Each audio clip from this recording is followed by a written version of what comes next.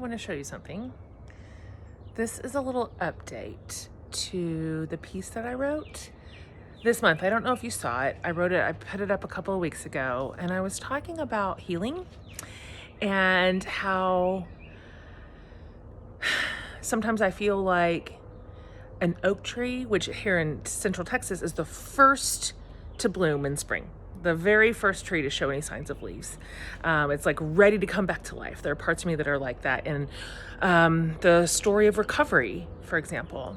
And then other times, like an old sorrow like grabs me right when I'm least expecting it. And I'm like, oh my God, am I still here with this thing? And in those cases, I feel like a pecan tree, which also here is the last to come back to life, the absolute last. I mean, it is still like bone, like sticky, stocky, zero green tree, winter tree, when everything else is already in spring. But I do want to show you. So ironically, I have 12 pecan trees in my yard here in Texas. The one right in front of me, the center tree of my porch, is the absolute slowest of my pecan trees to bloom. So let's have a little look here. Oh, let me come out a little bit because it's good news. Let's see. I don't know if you can tell, but right here, let's do it this way.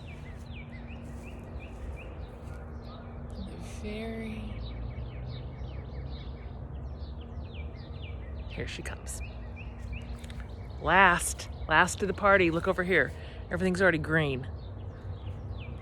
One thing that I learned about pecan trees when I wrote about that, and you guys came in to tell me some really cool pecan tree facts, is that pecan trees bloom last because they kind of have a self-protective mechanism in which they are waiting extra long for that last weird freeze, the one that comes way late in spring, to pass before they bloom.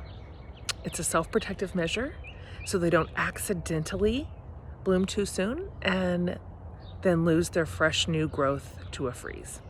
And so I have decided to think about the parts of my life in the same way. The parts that are slower to come back to life, the parts that are slower to emerge from winter into spring, that those sometimes places in our hearts and souls were so barren. They were so stripped by a winter season that I'm gonna think of this as our little souls protecting us from a potential last late minute freeze. They're like, we'll get there. We promised we will come back to life. We will bloom. We will turn green again. We will join the rest of our compatriots in the springtime of life. But this particular place was so tender and so fragile, and the harm was so traumatic or so sad or so hard and deep.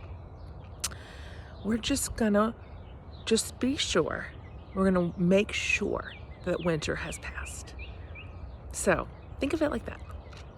So the parts of our little souls that are taking a little bit longer than we want, we're like, come on, damn it, it's spring. Let's go. Everything else has come back to life. This one area, come on. It's taken longer than I wanted. That could just be our sweet bodies and minds and souls protecting us, okay?